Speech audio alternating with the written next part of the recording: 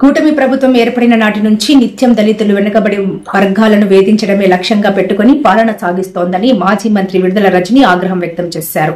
అనంతరం జైలు బయట మీడియాతో మాట్లాడుతూ ఈ రాష్ట్రంలో బడుగు బలహీన వర్గాలకు గొంతెత్తే స్వాతంత్ర్యం కూడా లేకుండా చేశారంటూ మండిపడ్డారు.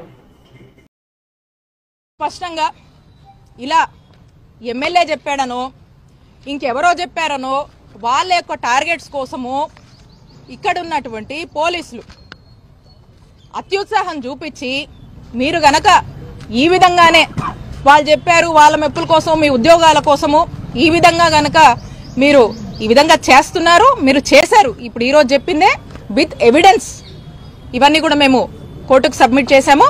ఖచ్చితంగా దీని మీద పెద్ద ఎత్తున న్యాయ పోరాటం చేస్తాము.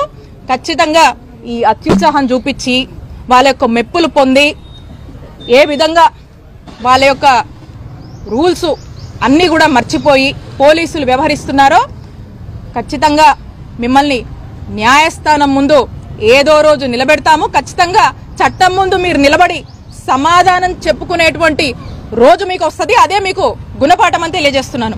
అలాగే పోలీసులకు హెచ్చరిస్తున్నాను, మీరు ఇప్పుడు చేస్తున్నటువంటి అంటే ఇది మాకు బాధ అనిపిస్తుంది. మాకు పోలీసుల మీద ఇన్స్టిట్యూషన్స్ మీద చాలా రెస్పెక్ట్ ఉంది.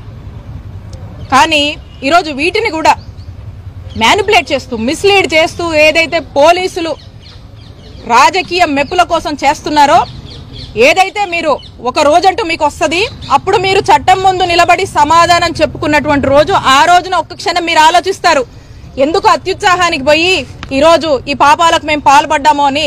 ఆ రోజు మీరు ఒకసారి ఆత్మవిమర్శ చేసుకునేటువంటి రోజు ఖచ్చితంగా వస్తుంది. సరైన గుణపాఠం మీకు చెప్తాము, చట్టం ముందు మిమ్మల్ని నిలబెడతామని చెప్పి పోలీసుల్ని హెచ్చరిస్తున్నాను. స్పష్టంగా